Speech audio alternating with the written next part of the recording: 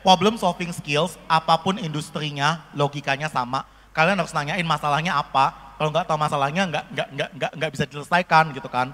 Dan kalau masalahnya terlalu luas, kayak bagaimana kita mendamaikan dunia gitu kan. Atau bagaimana kita menyelesaikan kelaparan yang nggak akan selesai gitu kan. Mungkin akan bingung sendiri.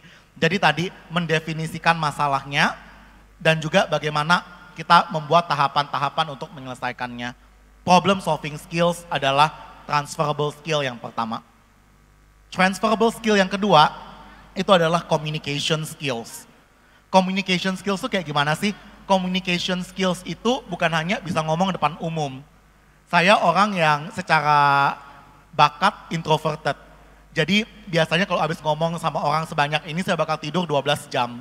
Capek banget karena nggak alami gitu kan, nggak natural gitu kan. Communication skill itu kayak gimana sih? It's more than just talking to the public gitu kan. Communication skills itu dua hal. Kalian bisa nggak ngomong dengan data? Nggak semua orang bisa loh, ya kan. Pokoknya semua orang bilang, ah ini acaranya sukses nih, ya kan. Tapi nggak bisa ngomong dengan data, oh berdasarkan respon participants, 70% ikut ke dalam survei kepuasan. Dari 70% yang ikut survei kepuasan, 80% memberikan penilaian acara 4 ke atas gitu, dari 5 gitu kan. Berarti acara kita sukses. Coba deh kita mulai shift communication skills kita, gak hanya bisa ngomong depan umum, tapi juga bisa communicate with data, communicate with facts gitu kan, berkomunikasi dengan fakta dan data.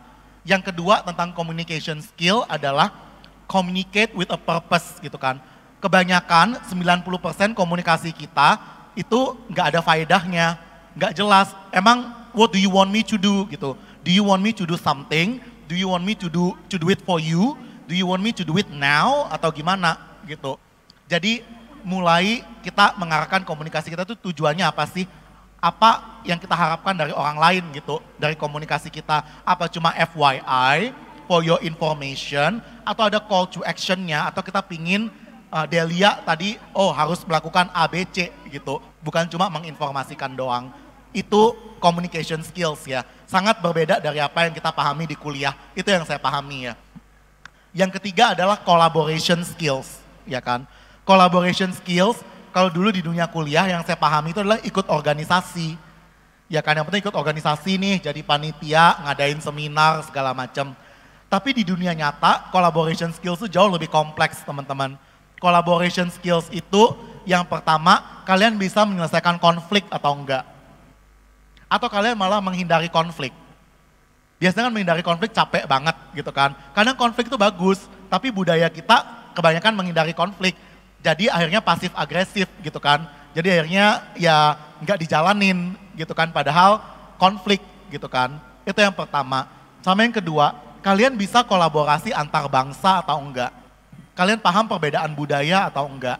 Nggak hanya orang Sunda sama orang Jawa gitu kan. Di Rusia, kalian senyum tuh bisa ditanyain sama orang. Kenapa lu senyum? Alasannya apa? Ngapain senyum? Faedahnya apa? Gitu kan. Di Indonesia, it's common. Kalau nggak senyum, orang jadi takut gitu kan sama kita. That's what we meant by collaboration. Gimana kita juga bisa being more mindful ketika kita kolaborasi. Mengerti motif orang lain apa dan juga tentunya mengerti adanya perbedaan-perbedaan budaya, perbedaan-perbedaan latar belakang yang kalau itu dipahami maka kolaborasi akan lebih efektif. Jadi mungkin untuk merangkum teman-teman 3 hal gimana cara kita mengatasi kendala dan bisa maju di dunia saat ini, miliki skill-skill yang transferable. Come up with transferable skills. Contohnya apa? Problem solving, communication, collaboration. Thank you. Okay, thank you, Mr. It's really wonderful. The main point how to keep our mindset, yeah, from time based to base value. Okay, that's right. I like it. Okay, my brother and sister, maybe sebelah sini ada yang mau bertanya, silahkan. Satu lagi. Nuwani Kaharep, silahkan. Mau dikasih gratis naik Gojek.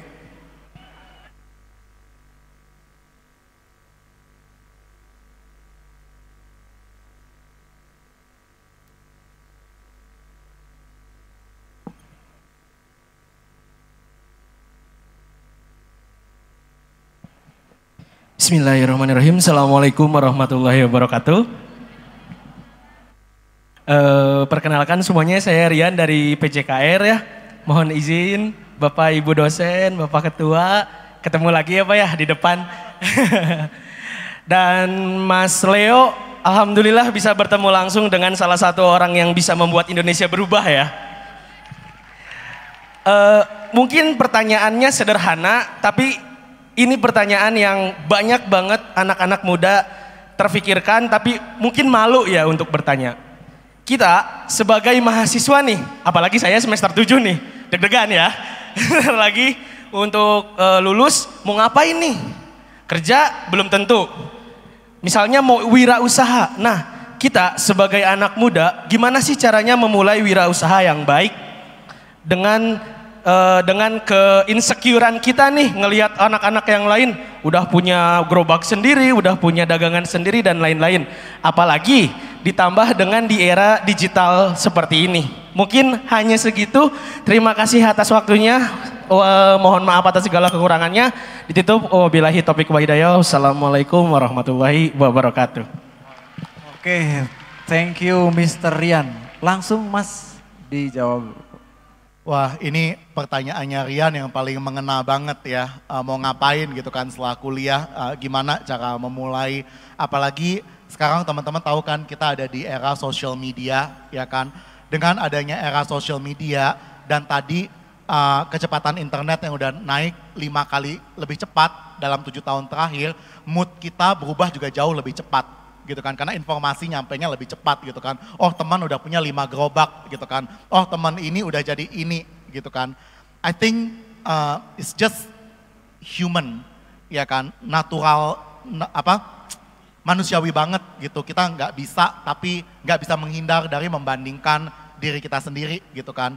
Dan yang buruk dan yang menyedihkan dari perbandingan itu adalah kita nggak pernah tahu konteks ya kan. Kita hanya membandingkan hasil gitu kan. Karena kita nggak tahu, oh dia punya 5 gerobak, tapi ternyata dia bekerja 20 jam sehari gitu kan.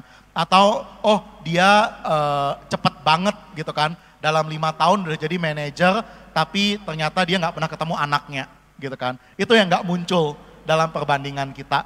Dan nggak ada obatnya gitu, emang ya itu manusiawi aja kita membandingkan.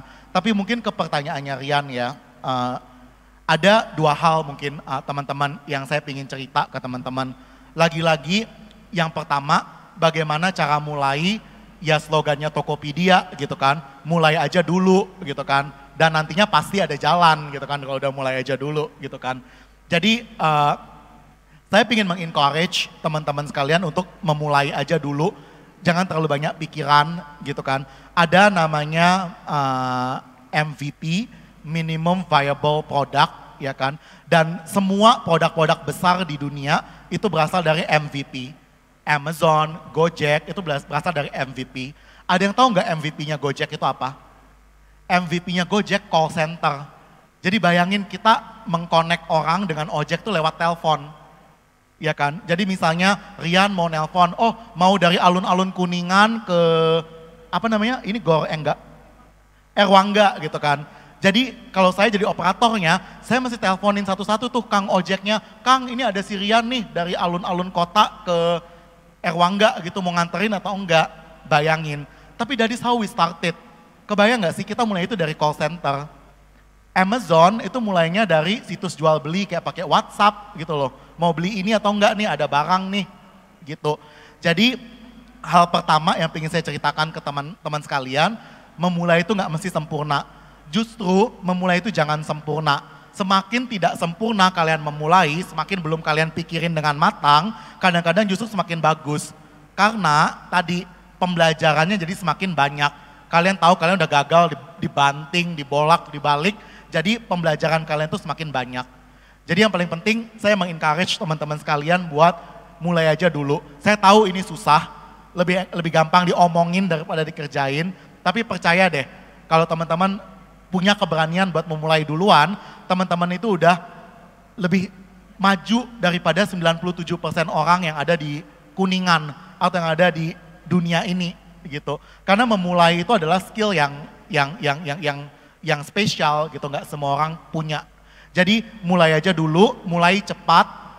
Karena semakin cepat kalian mulai, semakin gak sempurna kalian memulai, semakin cepat kalian dapat feedback.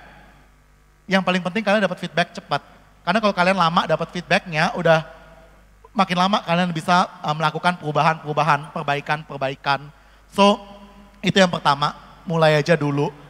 Yang kedua, tadi saya tahu toleransi kegagalan masing-masing orang beda-beda, ya kan? Ada orang yang latar belakangnya biasanya toleransi kegagalan itu sesuai dengan tingkat ekonomi. Makin atas tingkat ekonomi, maka orangnya makin berani. Makin berani ambil resiko. Karena kalau dia gagal, ya rumah masih ada dari orang tua, mobil juga masih ada, segala macam gitu kan. Makanya kalau kalian lihat, 90% orang-orang kaya di dunia itu berasal dari orang kaya zaman sebelumnya. Ya kan, karena tadi mereka semakin orang tingkat ekonominya di atas, mereka semakin berani ambil resiko. Karena mereka berani ambil resiko, maka mereka jauh lebih kaya lagi ujung-ujungnya. Itu saya paham, gak semua orang lahir dengan latar belakang yang sama. Tapi satu hal yang saya yakini, tadi ongkos kegagalan udah turun teman-teman. Gak semahal dulu kok gagal. Kalau kalian suka masak, masukin aja di GoFood. Ini sekalian promosi ya. Kalau nggak ada yang beli ya paling kalian rugi ayam 2 kilo gitu kan. Tapi lebih nggak sakit daripada kalian rugi udah nyewa tempat gitu kan. Kalau kalian punya skill coding, masukin aja di freelancing gitu kan, di freelancer.com gitu kan. Paling rugi nggak ada yang ngontak kalian, ya kan. Lapak kalian sepi, cuma ada suara jangkrik gitu kan malam-malam gitu kan. Tapi nggak lebih rugi dari itu gitu. Jadi ongkos kegagalan juga udah turun ya teman-teman ya. Saya sadar toleransi kegagalan tiap orang beda-beda, tapi yang saya ingin encourage ke teman-teman sekalian adalah at least harus berani gagal. Setidaknya saya yakin semua orang pernah gagal gitu kan. Tapi saya selalu percaya gagal sekarang, gagal lebih cepat dan gagal lebih banyak, itu bakal lebih menguntungkan daripada kalian gagal nanti. Bayangin kalau yang cewek kalian gagal udah sebagai ibu dengan anak 3. What will happen to your kids? Bapak-bapak, kalau kalian baru mulai wirausaha ketika kalian umur 50 tahun, terus bangkrut. What will happen to your family? Ya kan? Kalau sekarang kalian gagal, I don't know, mungkin yang udah berkeluarga juga anak masih kecil gitu kan. Anak masih kecil mungkin masih bisa diajak hidup susah gitu kan. Ya kan, tapi kalau anak udah gede kan kalian harus merhatiin pendidikan segala macem gitu kan. Jadi saya paham toleransi kegagalan tiap orang beda-beda. Saya nggak mengharapkan teman-teman menjadi orang yang super risk taker, tapi saya berharap teman-teman jangan takut gagal. Ya kan, keep it in your mind gitu kan, jangan takut gagal. Sama yang ketiga, cara kita tahu passion kita apa, itu ada 2 cara teman-teman. Yang pertama, kalian terlahir udah seperti Chrisye, ini ketahuan umur ya, referensi aja Chrisye gitu kan. Tahu gitu, Chrisye pinter nyanyi, suka nyanyi dan kalian jadi penyanyi gitu kan. Which is good, kalian udah tahu passion kalian apa dari awal. Cara kedua buat mengetahui passion kalian, itu adalah nyoba berbagai banyak hal.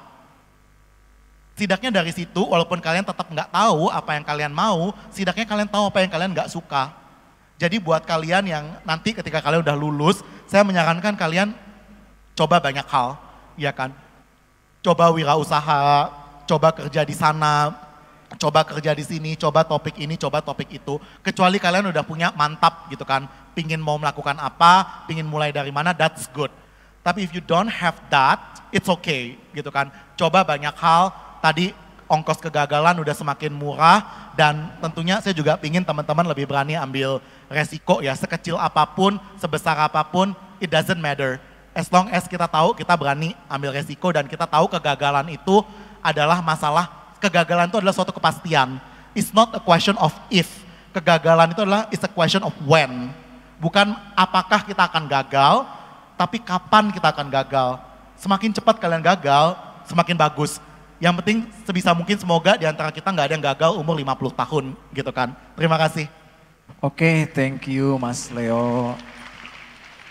I agree with you Mas Leo ya. So don't scare about failure ya. Jangan takut dengan sebuah kegagalan. Tapi takutlah kalau Anda tidak pernah mencoba. That's right. Oke, terima kasih Mas Leo ya. Tadi saya juga menyinggung bahwa mindset itu yang paling penting. Bagaimana mindset time based to time value based. Jadi bagaimana waktu ini sangat bernilai buat teman-teman.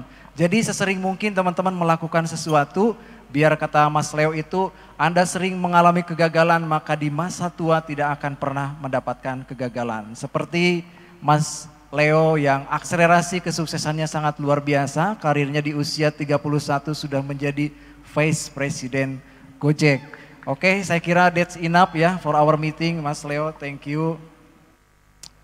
Jadi sedikit saya menyimpulkan bahwa tadi dari Mas Leo itu ada poin yang kedua itu bagaimana your driving value when you solving a problem.